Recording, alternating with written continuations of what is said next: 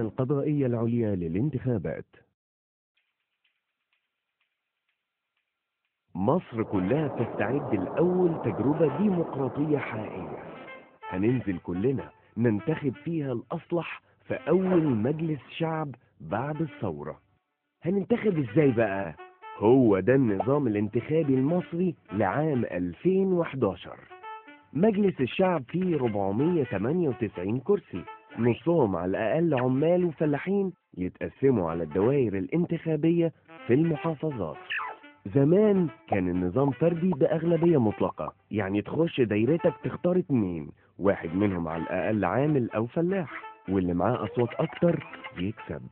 المرة دي النظام مختلط، التلت فردي زي زمان والتلتين قايمة حزبية، يعني هتدخل دايرتك تختار قايمة وتختار 2 من المرشحين، واحد منهم على الأقل عامل أو فلاح. طب يعني إيه قايمة؟ القايمة هي مجموعة من الأفراد أعضاء في حزب، أو ممكن مجموعة أحزاب اتفقوا يرشحوا نفسهم مع بعض ككتلة واحدة في قايمة واحدة، بشرط إن كل قايمة تحتوي على واحدة ست على الأقل، ولازم يكون في تتابع في القايمة بين العمال والفلاحين وبين الفئات. تعالوا ناخد مثال. لو انت او انتي في محافظة فيها 6 مقاعد، زمان كانت المقاعد متقسمة على دوائر فردية بس، كل دايرة ليها مقعدين يتنافس عليها مرشحين الدايرة. يعني في المثال ده المحافظة هيكون فيها 3 دوائر فردية. دلوقتي مقاعد المحافظة متقسمة التلت دوائر فردية والتلتين دوائر قايمة. يعني في المثال ده هيبقى في مقعدين بس مخصصين للدوائر الفردية و4 مقاعد مخصصين لدائرة القايمة.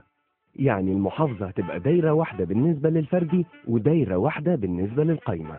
فلو فرضنا ان في قايمتين بيتنافسوا على ال4 مقاعد المخصصين لدايرة القايمة، قايمة ألف وقايمة ب، لو قايمة ألف مثلا أخذت 75% من الأصوات الصحيحة وقايمة ب أخذت 25% من الأصوات، يبقى أول 3 مرشحين بترتيبهم في قايمة ألف وأول مرشح في قايمة ب هم اللي كسبوا ال4 مقاعد بتوع دايرة القايمة النسبية في المحافظة دي.